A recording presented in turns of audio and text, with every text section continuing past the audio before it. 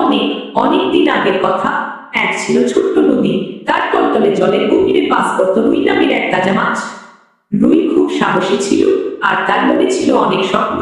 সে ভাবত, এই নদীর বাইরে বিশ্বটা কেমন, ডাঙায় কি আছে, সেখানকার জীবন কেমন হয়।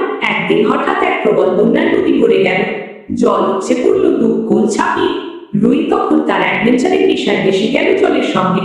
যখন বন্যা নামলো, তখন সে নিজেকে আবিষ্কার করলো এক অচেনা শুকনো জমিতে। প্রথমে সে খুব অবাক হয়ে চারদিকে তাকালো। নরম মাটির গন্ধ, মাথার উপরে বিশাল নীল আকাশ, আর নতুন নতুন গাছপালা। সে তার আশ্চর্য শরীরটা দিয়ে লাফালাফি করতে শুরু করলো, এদিক ওদিক গড়াগড়ি খেয়ে। প্রথম দিকে মজা লাগলেও কিছুক্ষণ পরেই তার শ্বাস নিতে কষ্ট হতে লাগলো। জল ছাড়া তার শরীর শুকিয়ে যেতে শুরু করলো।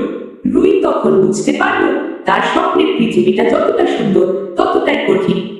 সে তার পরিচিত জলের অভাব তীব্রভাবে অনুভব করতে লাগলো। তখন সে প্রাণপণে শেষ চেষ্টা করলো, মাটির উপর দিয়ে 1 লাফ, 2 লাফ। তার একটাই লক্ষ্য, আবার জলের কাছে ফিরে যাওয়া। অবশেষে অনেক কষ্টে সে গড়িয়ে গড়িয়ে পৌঁছলো এক ছোট ডোবার কাছে, আর সেই ঠান্ডা জলের ডুব দিতেই তার প্রাণ ফিরে এলো। রুই সেদিন বুঝলো, তার নিজের জগৎটাই তার জন্য সবচেয়ে উপযুক্ত, আর অন্য জগতের অভিজ্ঞতা তাকে জীবনের এক নতুন শিক্ষা দিয়ে গেল। সে আর কখনো নদী ছেড়ে ডাঙায় যাওয়ার স্বপ্ন দেখেনি, বরং নিজের জলে সুখ খুঁজে পেয়েছিল। গল্প যেমন ঠিক তেমন রুই মাছ।